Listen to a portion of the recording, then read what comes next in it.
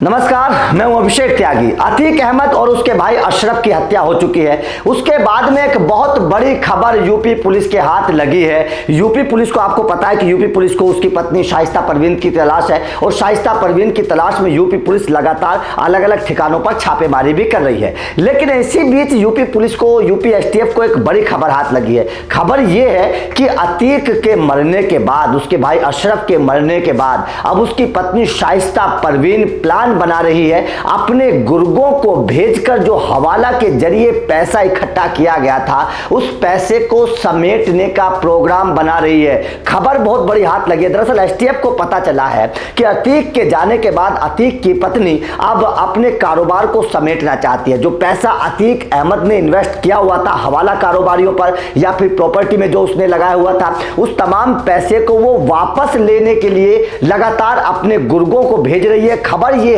कि अतीक की पत्नी इस काम को करने के लिए खुद फोन कर रही है।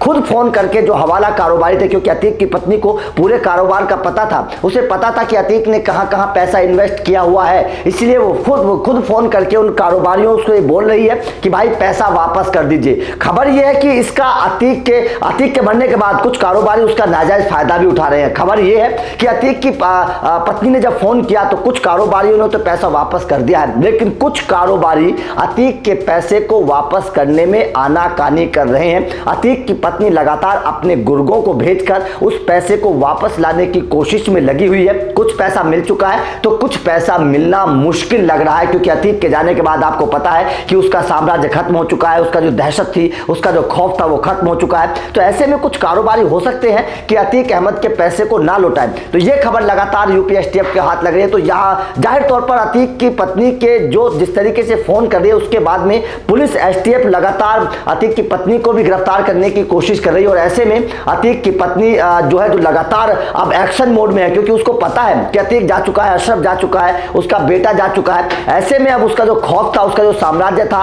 उसका जो डर था लोगों के बीच में, वो खत्म हो चुका है। ऐसे में अतीक की पत्नी चाहती है कि अब पूरे कारोबार को समेट कर अब अपने मतलब आगे का जो जीवन है उसको अलग तरीके से जिए और ये मतलब अपराध की दुनिया से बाहर निकलकर वो अपने बच्चों के साथ रहे। तो जाहिर तौर पर अतीक के ऊपर जिस तरीके से योगी सरकार ने जो एक्शन लिया था, जो डंडा योगी ने चलाया था, उसके बाद ये कह सकते हैं कि अतीक का ना केवल काला कारोबार खत्म हो गया, बल्कि अतीक के साम्राज्य की कमर भी टूट गई है। खबर यह भी है कि अतीक के जो संबंध थे वो कई हवाला कारोबारियों से थे, जिसके बाद यूपी एसटीएफ को कुछ दस्तावेज हाथ लगे हैं जिसमें पता चला है कि अतीक ने कई तरीके की प्रॉपर्टियों में इन्वेस्ट किया हुआ था। यूपी से लेकर कई अलग अलग कई राज्यों में अतीक अहमद का इन्वेस्टमेंट था, अतीक अहमद की प्रॉपर्टी थी। कई खबर ऐसी भी है कि अतीक अहमद की कई प्रॉपर्टीज के बारे में, कई इन्वेस्टमेंट के बारे में उसकी पत्नी को भी नहीं पता है, जिसके बाद में मुश्किलें बढ़ती नजर आ रही हैं उसके परिवार की। तो जाहिर तौर पर यह जो खबर हाथ लगे, खबर यह भी है कि अतीक अहमद